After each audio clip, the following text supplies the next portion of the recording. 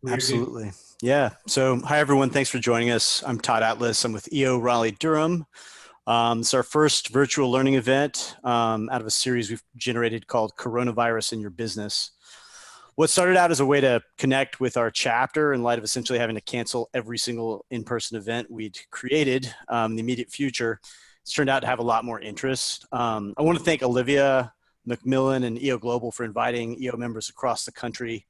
We're happy that you guys could join us today and hope the series proves valuable. We'd love for these to be as interactive as possible, and we plan to open up the conversation to questions and interactions and in classic EO style from our own places of experience. More on that in just a second.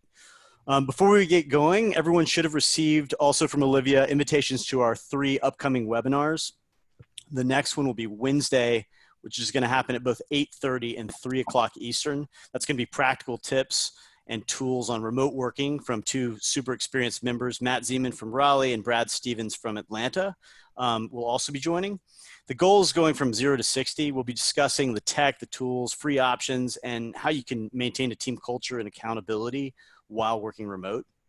The third in the series is going to be disaster loans in the SBA. It'll be Friday at 2:30.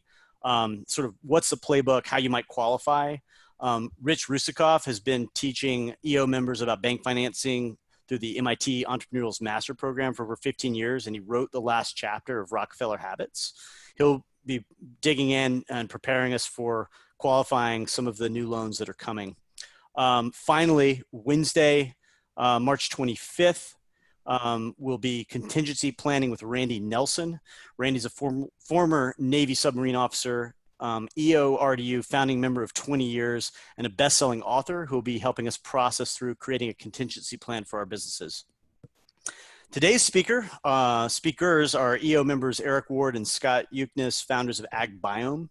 We picked Eric and Scott because their company is made up of nearly 100 scientists, many of which are PhDs, and we figured their response to this pandemic was worth looking at, just from an objective scientific standpoint. Eric is not only a scientist, Eric and Scott, but both serial entrepreneurs, and they're both interested in maintaining their company as a going concern as best as they know how to do. We know this is a rapidly moving target, and we are all trying to figure out how to balance and protect community welfare, the welfare of our employees, customers, families. We also recognize the economic impact that will be sizable and destabilizing. We're trying to strike the right balance right now. You should have received their internal memo PDF, which was, it's already been updated at least once, and I guess Eric will talk about that. If you didn't receive it, we're going to send it out along with the link to this recording.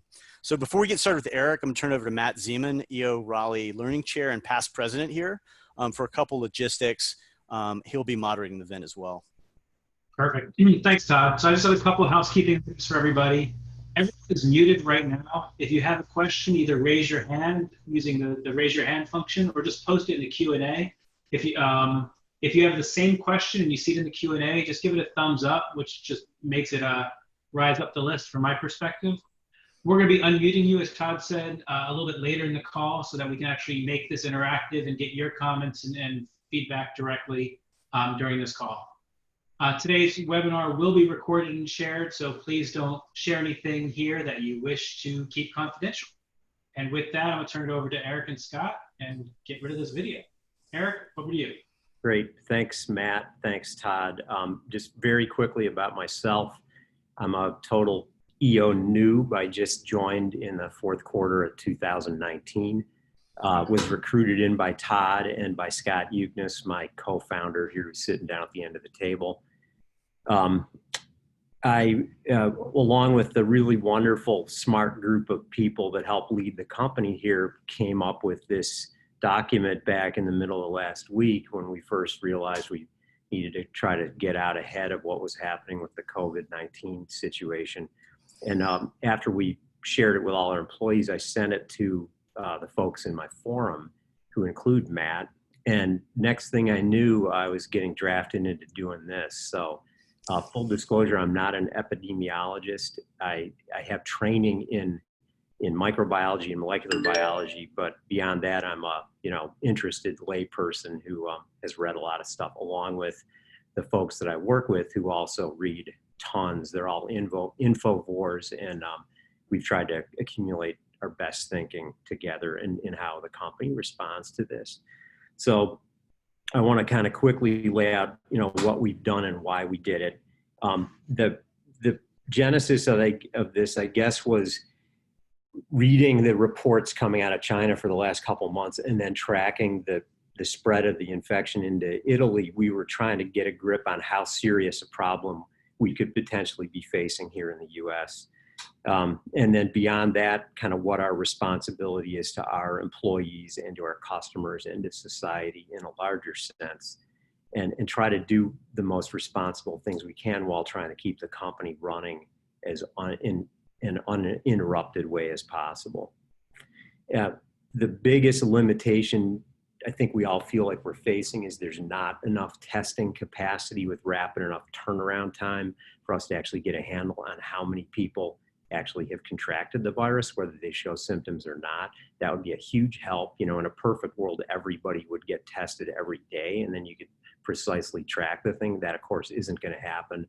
And we were, miles away from that as recently as the end of last week. That appears to be getting better now. And over the next week or two, you'd hope that you'll see a lot more testing rolled out that'll allow more targeted isolation rather than this blanket shutdown phenomenon that we're experiencing now. So in the absence of that testing, probably the most important interventions are, number one, personal hygiene, so hand washing, especially after you've been in contact with other people or surfaces, and then not rubbing them all over your face. And then some form of social distancing, so staying something on the order of, say, 6 feet away from people is the common recommendation. So we decided last week, in the middle of the week, we would start to prepare the company to move in the direction of social distancing. So on Wednesday of last week, we sent out this document that I believe you guys have seen now, which basically spells out the rationale for why we're doing what we're doing, encourages people to look at the science and the data, and it includes some links at the end of the document in that light, and not to just freak out. And then what we would want people to do here at work, which is the basic sanitation measures, staying separate from one another. And of course, if you have any kind of symptoms, don't come in. And that's a general policy anyway, but it's one that bears restating because we all slide on that. It's like, oh, I feel like I'm coming down with a cold. I think I'll go into work anyway. That's not really a great idea right now. As of Wednesday afternoon, we hadn't decided to recommend that people telecommute. And since then, things have changed pretty rapidly. Just anecdotally, Scott and I were both up in Boston with investor meetings, got on an airplane in the early evening. And when we landed during that brief interval, the NBA had shut down its season, and Trump had announced that he was going to cancel all travel to the US from Europe, other than returning US people. And Tom Hanks said that he had coronavirus. So a lot of things happened pretty fast. And then by Thursday and Friday, it was really clear that around here, all the schools were going to be closed down. All sorts of big public events were being canceled. The NCAA tournament, for instance, got canceled. So, looking at some more data about how well you can predict whether someone is likely to be infected given different population sizes in different models, we decided it wouldn't be a great idea for us to do our all hands meetings in person. And we typically would have somewhere between, say, 65 and 85 people sitting all together in the same room every Tuesday morning. So the big change for us between Wednesday and Friday was we told people at the end of the day, Friday, we're not going to do in-person all hands meetings for the foreseeable future. We're going to try to do them virtually. First one's tomorrow morning. We'll see how that goes. And I think going forward now, of course, we're worried about operational stuff. We have a laboratory here. There are a lot of things that have to be done physically here to keep experiments running and to keep product development functioning. But beyond that, as people separate more, we feel like an increasing emphasis is going to have to be on trying to create a feeling of connectedness among people. And we don't have vast experience in this. Our remote workforce is something like 5 or 6 people right now, I guess, right? Scott, sales reps and folks in the field. So we've got, 95% of our population right here spread across a few buildings on one site. So we're not experts in that, and we're looking forward to the learnings from the upcoming webinar on best practices for working remotely, which we intend to learn a lot from. So that's kind of all I've got prepared. I hope that, people are happy to share their critiques of what we've done as well as experiences they've had. And anyone who's got questions, we can try to answer them, but we've probably got as many questions as you do at this point. And we're especially sensitive to the fact that many businesses are in a much more critical state than we are. Folks in the food service, the hospitality, the travel industries are feeling kind of immediate cash flow crunches. We're somewhat buffered from that. We'll see how much we are over time as a kind of R&D intensive business that's involved in agriculture, which may be counter-cyclical to this thing. But that's all I've got as kind of prepared remarks, and happy to turn the floor over to Matt to moderate. Take this question from Dan just to start with. If you can talk about how are you talking with your investors? What are you doing to handle investor fears? Yeah, very good question. We are in the middle of raising a financing round. So Scott and I have talked to several investors over the last week, and right now it appears that they're running the spectrum from complete shutdown of any investing activity. In some cases, even private investors that theoretically have a long-term perspective, all the way through to others that seem to be continuing unabated in diligence they're doing on the company, for instance. So it runs the spectrum. We don't know, of course, what the impact of this stuff is going to be directly on our business. We can guess about it. There are going to be parts of the food supply chain that aren't going to suffer demand shocks. There may be other parts that do. But beyond that, you're pretty much waving your arms around at that point, because nobody knows how long this thing's going to last. Of course, the hope is that with some of these more draconian early moves we're seeing, which some people would argue are an overreaction, that may damp down the spread enough that we can relax things sooner. But at this point, who knows? Eric, a couple things. A question from Casey Cheshire, then we're going to go to Brad Stevens next. What is your best guess at a timeline for how long you plan to keep these in your business, these measures going on? Yeah, this is where it gets, I've got to take the fifth. I have no expert knowledge to be able to opine about that, really. I mean, we shall see. You can extrapolate from some of the other countries that have done a pretty good job containing this stuff, and you're maybe looking at, something like a 4 to 6 week period, but really tough to tell. Everything is different in the US. It's a bigger country. We're more spread out. We have completely different demographics than those high density environments where we're seeing the biggest rates of transmission, the European countries and the Pacific Rim countries. So I think it's watch and wait.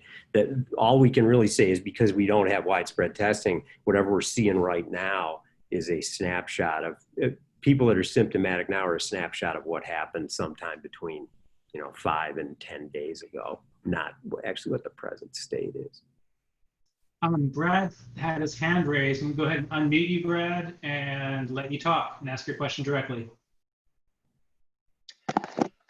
Yeah, you just mentioned that you're thinking as from agriculture, there's going to be kind of counter-cyclical, and just kind of curious what you're seeing as the opportunities. I know a lot of what we're doing is crisis management right now, but trying to also put the opportunity hat on. So curious what you're seeing and how you're evaluating opportunities that may be counter-cyclical. Yeah, super good question.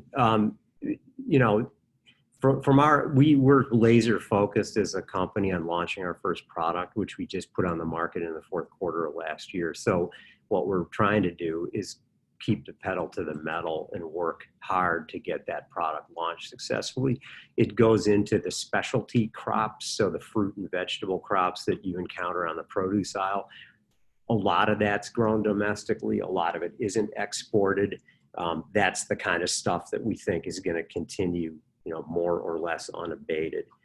So from the narrow perspective of our business and its success, that's how we're looking at it. Beyond that, you know, who knows when the entire market is down 20-something%, of course, that's a broad brush phenomenon. And there are some companies that aren't going to be as subject to the negative pressures that everybody is seeing as others. And, you know, you can make the case that agriculture is relatively buffered from that. It's also subject to stuff that the rest of the market doesn't suffer from, like weather shocks that can dramatically affect prices and supply chains that don't have anything to do with, you know, durable goods or other stuff that people use. So I don't have any crystal ball wisdom about that.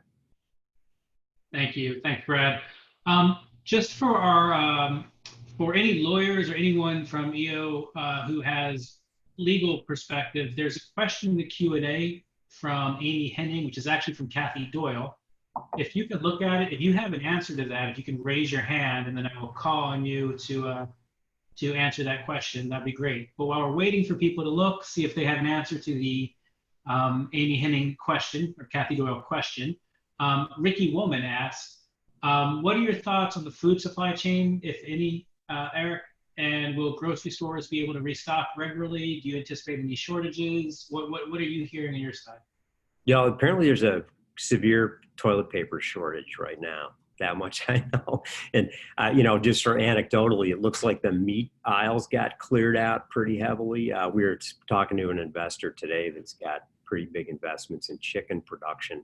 And it's actually a positive for them right now. The market for fresh meat is picked up, you know, whether that's just short-term resupply or whether that's going to be a longer-term trend, who knows. Everything, you know, you guys are seeing the same stuff. All the grocery chains are shortening their hours so that they have more time for restocking, more time for cleaning, and have made pledges to keep operating. And right now there's no, you know, this isn't like you walk in the store and see another person and you drop dead. This is like, it just we need to space out the people going to the store and, you know, not standing around coughing on each other. So I'm hopeful that's not going to be anything dire. That said, of course it's a good idea to have, you know, some supplies of non-perishable stuff in your house. That's true anyway. But if we at any point on a local basis got into a situation where there was some sort of mandated, you know, stay-at-home policy, or that was even backed up by some emergency measures, you want to be able to weather that. I'm hopeful it doesn't come to that here. Cool, thank you. Kathy, I saw you had a question written down, but I'm going to unmute you and see if you have an additional question. And it looks like someone may have an answer to yours as well. But go ahead, Kathy. Great, thanks so much. So I don't know if anyone on the call has seen the video call that was recorded by the EO Italy crew, but they've been broadcasting a couple of their calls, and I watched their call, I think it was yesterday, the latest one, which is pretty sobering, and they were all very helpful. And I think I just want to communicate that the message I heard and saw in that video was that they were where we are several weeks ago, and their message was, I should say, we didn't take immediate steps because we thought it wasn't as serious a need at the time, and we were wrong. And we are definitely, you know, they're in lockdown now, and they talked about literally people dying.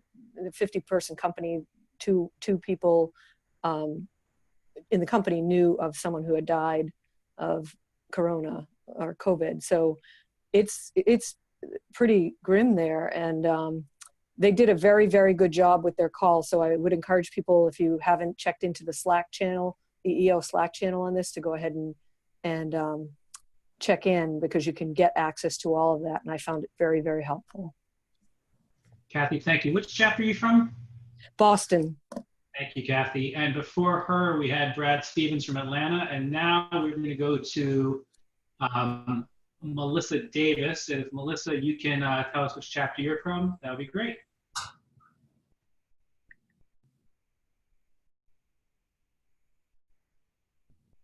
One second, hang on, I'm sorry. Let's try that again.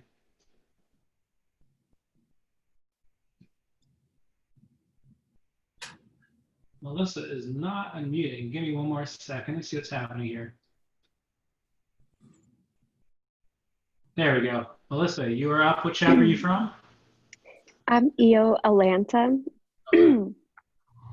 I was just wondering if people, like what people are thinking about doing right now as a contingent plan with any of their employees. From that perspective, if there's going to be, is anybody thinking of doing layoffs or things like that? Yeah. Eric, go ahead and address that from your perspective. Yeah, Todd, you and I see a perspective from Eric to online, but go ahead.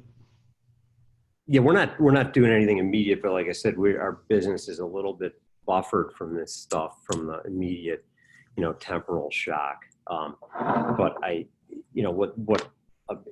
one message we're hearing, we spoke with an investor this morning. They said they're telling everybody in their portfolio, make sure you have 18 months of cash and start making changes to your burn rate now. That's not necessarily good advice. That's just, we joke sometimes that investors can either feel fear or greed. So it's pretty clear what they're feeling right now. Todd, did you want to put on a perspective? I saw you just jump on. Well, partly, Eric, you have basically scientists that have to be on site in order to do their work, largely. And you also have people that can do, I guess, the preponderance of their work remotely. Our business here is a mixture between sort of front door retail and back door online, but we're not selling food and water. So the question becomes, if there's a full lockdown of sort of non-essential activities, where are we as a, community going to draw the line? Is Amazon going to be allowed to operate? I mean, if FedEx and UPS are running to deliver goods, household goods to homes, it just begs the question of where exactly the lockdown's going to be placed. I think it's an easy call for us to say, we're going to be, if you can work remote, you work remote. That's classic, easy to call social distancing. But, to the point I just heard, we've got not employee layoffs to look at necessarily, but I've got new employees that are supposed to start and they're supposed to have on-site training and they're et cetera. So it's ugly from that standpoint, which to me, that's an easier answer. We can push that back a little bit longer and it be understood. Anyway, it is a compound comment / question, but what are we doing with people that in roles where they can't be remote if from a contingency standpoint, it's determined that those folks can't come to work? I think that's the open question, right?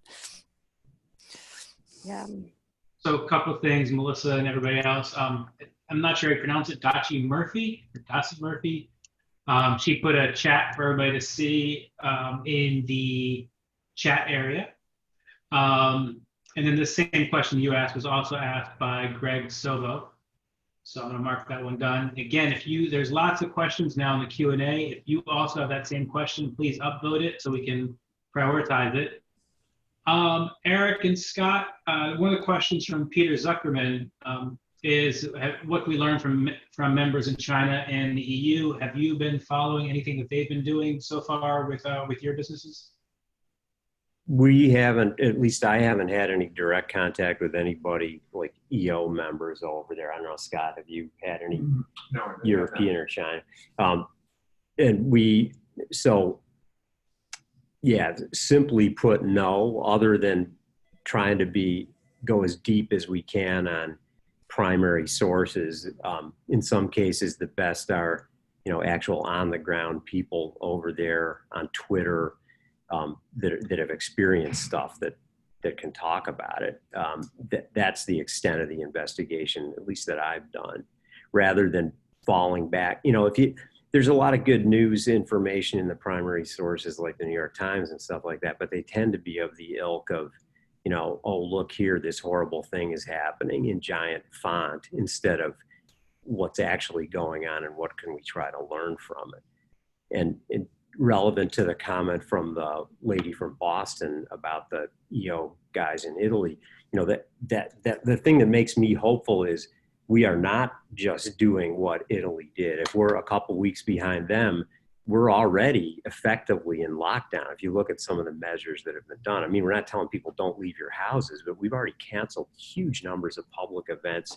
There's already guidance from multiple state governors to not gather in groups larger than X, you know, whether it's 500 or 1,000.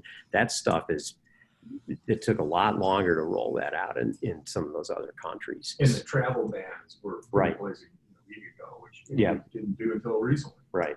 Right. So, you know, a lot of those, there are people still moving freely within the European Union, which probably wasn't a great idea until pretty late in the game. It was still going on, as Scott points out. So, you know, those are all signs for cautious optimism, I would say. So Erica Sinner has asked, they're considering offering a child care credit to employees to hire from care.com. To get maybe high school students whose schools are closed to watch their kids. Do you have any thoughts of, your employees have to come in, so are you solving that somehow? And then is there any legal liabilities? Eric, do you have any perspective? And then Todd, you are a trained lawyer. Do you have any comments on this as well? Yeah, I've seen the question of legal liability floating around a lot. And I think the reality is that having legal liability for exposing someone to kind of a pandemic type risk is pretty non-existent.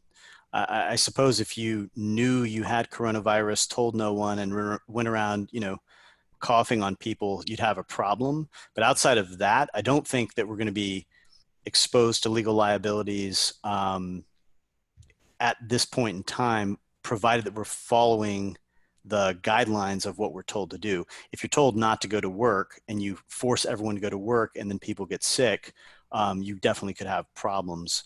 I think as long as we're following sort of the authorities in terms of what we're supposed to be doing, we're going to be fine. I think a more nuanced question around the $500 child credit or paying high school kids could get into withholding tax and certain other things. But I mean, you know, this is not a time where I think, you know, we've seen it before, but where technicalities are going to win over businesses that are trying to do the right thing. But I think doing these things more or less above board is probably the right solution.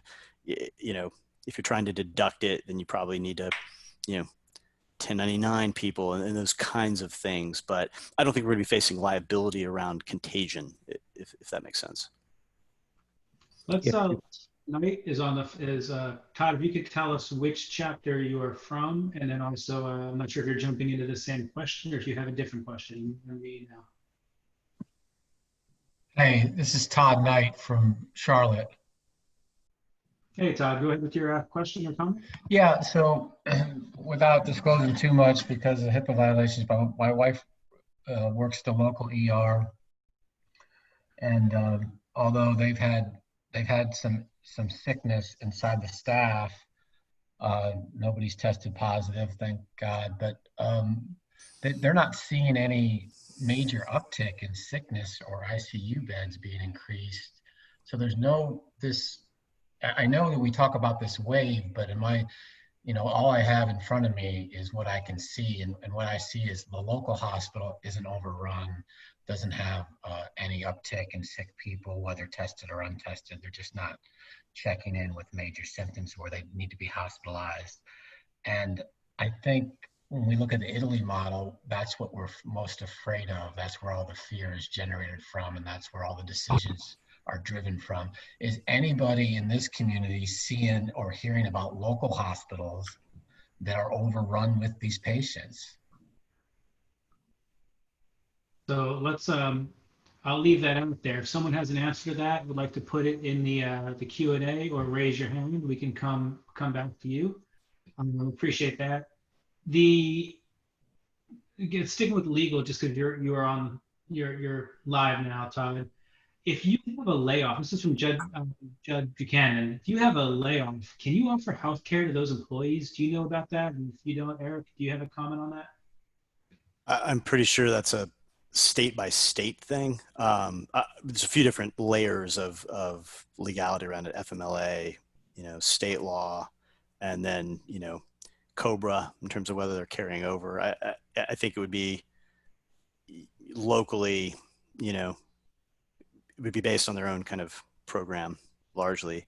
You can't discriminate among employees. So if somebody is if you can't have disparate treatment. But I don't know. I think you'd have to ask your local insurance carrier in terms of what might be possible. And then, at the same time, we're all looking to the federal government for both guidance and bailout. And not to plug our event that's coming up on Thursday, but we do have another one looking at kind of the SBA loans. And it's possible we're going to see some legislation passed today that could be offering, more answers, probably more questions also, but kind of all on the lookout to see what the federal government actually does, so we know what options exist. And we'll be talking about that here in a few days again. Okay, perfect. Eric, did you have anything you wanted to add to that one?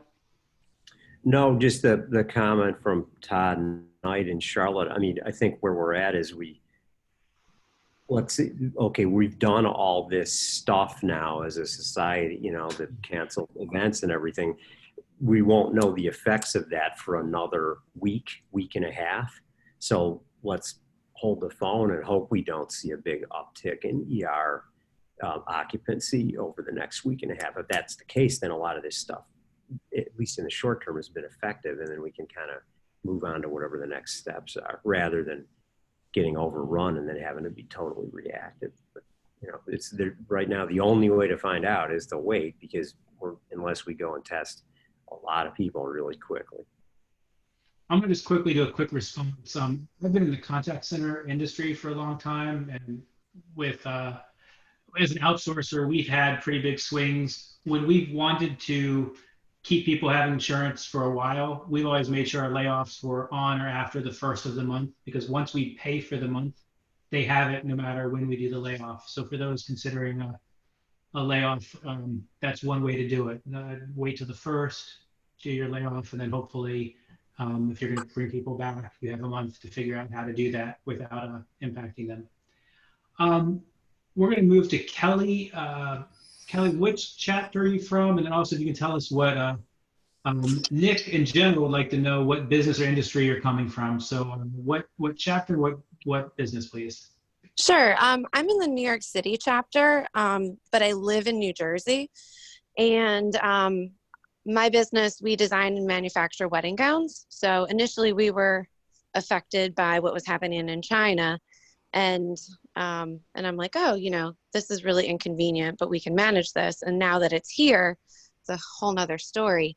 But I did want to mention that there's a hospital in Teaneck, New Jersey. It's about 14 miles from Manhattan. An article had just come out where they're getting hit pretty hard. They have 11 confirmed cases, and the doctor, like the head of the hospital, was saying that they have like 20 to 40 other patients that they think have it, but testing is so slow. He's pretty much given up on the CDC for help with anything, and that they're going through 800 masks a day, and that they're running low on supplies already. So he was also someone that worked in Haiti and, worked on things with MERS and SARS and Ebola. And he said what he's feeling in this hospital is unprecedented. So it's a little concerning. I can definitely post this article in the EO Slack channel if that helps, but it's feeling pretty scary here in the New Jersey, New York area. Thank you for those comments. Very much appreciate it. Eric, I'm going to go to another question here. Edwin Carrion just wrote, I'm in the transportation industry. Biggest concern is if that we go into a shutdown, how am I supposed to renew my insurance policies and also renew my tags if government agencies are going to close down? I'm not sure if you've read anything or have any thoughts on impacts or what happens after from when you have to interact with the government and the government's closed down. No, I don't have any insight there. Maybe somebody among the other participants has something they can share. Perfect. It looks like actually Edwin would like to speak for a moment. Why don't we just let him go ahead and see if he's got any additional commentary? If you have an answer to Edwin's question while we're unmuting him, please feel free to type it into the Q&A on the Q&A side. And Edwin, I'm unmuting you now. There you go. Oh, hi, how you doing? No, I didn't have anything else to say. Just my question was that because my insurance expires at the end of the month.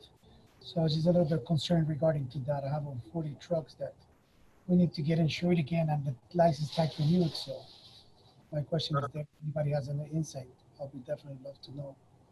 Okay, and I see Paul Holstein has already responded in your in the Q&A to you and just basically saying that in the past when government agencies shut down, they've offered extended periods to take care of your business that you need to take care of. So, but great question, thank you.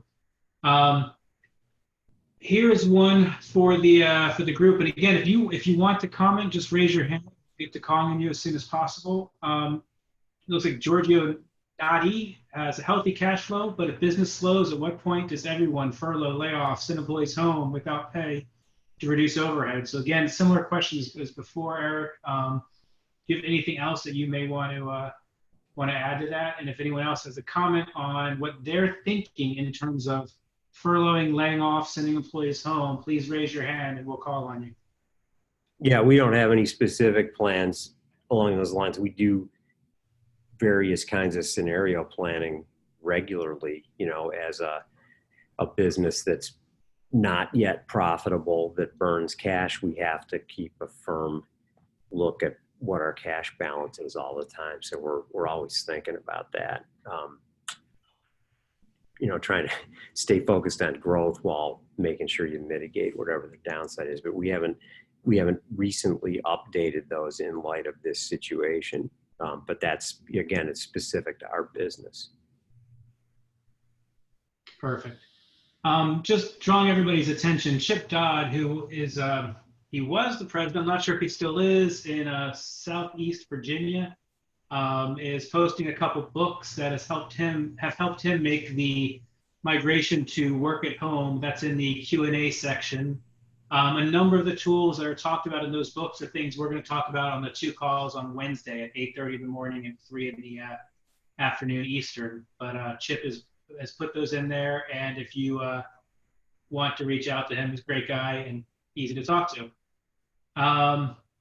Let me see here, looking for another question. Again, please, this is supposed to be interactive. We have about 7 minutes left in this webinar, so if you have something you'd like to say, please raise your hand and we will pull you into this conversation. Actually, Marion Long just jumped in, and let's see what he has to say. Yeah, can you hear me? We can. Yeah, so in Southeast Virginia, we have a business that is, largely school-based counseling. So, our staff, they go out, they provide counseling services at a reimbursable rate. Now that schools have been shut down, we're facing a similar issue of do we lay off? What do we do? The problem is, our folks are degree professionals, so they're not exactly hard to find on the way back in. So we are looking at that piece, and I think without the direction, I think there's some bills that are in the House right now that are going to quote unquote pay for sick leave, which you have to be sick to get, or vacation time, paid vacation time if your kids are home, that sort of thing. But without the guidance on how to access that as a business, we are really turning to the reality of the only way for our employees to gain cash to pay their bills in the short term is to actually lay them off so they can go run to the unemployment office and get benefits. If we try to maintain them and exhaust our resources, then they will have no paycheck and we will have no resources. So I'm just curious, does anyone else have a billable employee force that is facing that? Because to be honest, we're payroll is rather large. So, we cannot go 2, 3, 4, 6 payroll cycles with no revenue coming in to pay these people. So is anybody else in the same boat or have any insight on these things that are coming through the legislation? So I'm going to go ahead, Eric, if you don't have it, I'm going to go ahead and just open this one up to Melissa Geska. And what chapter are you from, Melissa? If you have a response to Marion, that'd be great. Yes, I'm in the Rochester, upstate New York chapter. And can you hear me? Yeah. Okay, great. We own a commercial construction company. And so we are in that over 50 employee bucket, which I don't think I've slept since I got wind of that on Friday as a potential on the floor. So we have very much the same situation where we do have healthy cash flow now, but not a sustainable model moving forward. We have 0 project sites shut down as of now, but our great concern is any mandated quarantine that may take place or just owners shutting project sites down. Puts us in the exact same precarious position that was just expressed. The fact that, we feel it might be in our employees' best interest to do a layoff, allowing them access to unemployment versus, an unsustainable model with no end in sight, because we realize, we don't have the capacity to manage that over the long term. And we're probably talking maybe a 3 to 4 week limitation. Melissa, I'll respond to you. I've been a bit of a junkie for the way different countries are handling the outbreak. My understanding through the Italy call yesterday was that outdoor construction workers were not shut down even in Italy. So we'll have to wait and see if shutdowns do come, like what the recipe book will be for us locally. Just like I'm wondering, can I keep my back door open even if my front door retail operation's closed? I mean, we're all trying to do the right thing, both by our employees and by, just the federal government or whoever else is mandating us to do certain things. But you may be okay. We're an interior commercial contractor, so we're struggling from that perspective. And a lot of our niche work is in multifamily senior living. So some of which involves renovation of existing occupied facilities, which we've already seen some closures on. Right. But yeah, I think the economy's king. And when people feel the cash punch, we're also concerned about our backlog moving forward. Are these projects didn't come to fruition? I know that the Fed cut rates, and that's, it's the cheapest time ever to build, but we don't know that fear won't outweigh that opportunity. So it's a scary prospect right now.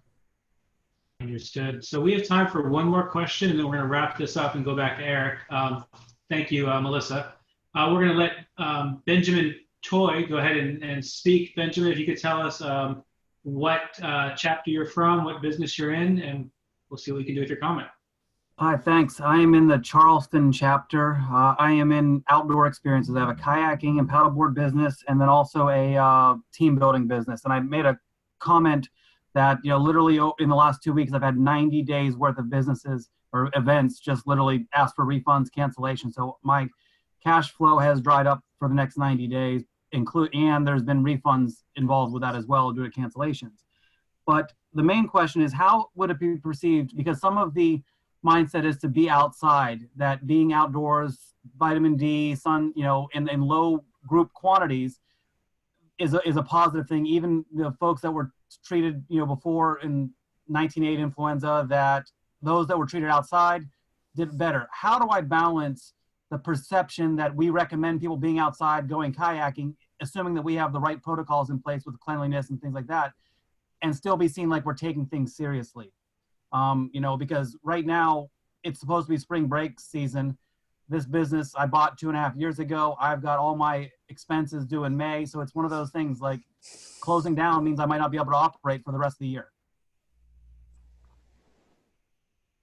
Super tough question. Eric, do you have any comments? No, other than, one hopes that rationality is going to prevail here in the relative short term, because that, it makes about as much sense to shut down a kayak trip as it does to, shut down an outdoor construction site, right? It's not like you're enclosing a bunch of people in a room. So you'd hope that people would start to get that. A lot of this is just basically secondary kind of panic reaction, right? So, but heart goes out to you. That sucks. I'm sorry. So we are at time. Thank you everybody for participating. I sent out a poll just asking if it's worth your time to participate in or to come to this webinar today. As a quick reminder, Eric, thank you for hosting this. Todd, thank you. There's going to be a work at home best practices on Wednesday at 8:30 and 3 with lots of tools and tips. Disaster loans in the SBA. Rich did a lot of work after 9/11. He's pretty familiar with the government disaster playbook, and he's also speaking with some SBA officers between now and Friday to get us the most current information. So hopefully that's very valuable to us. And then Randy Nelson doing contingency planning on March 25th, a week from Wednesday at 2 o'clock. EO Global, thanks for inviting everyone across the country. Hopefully everybody found some value in this.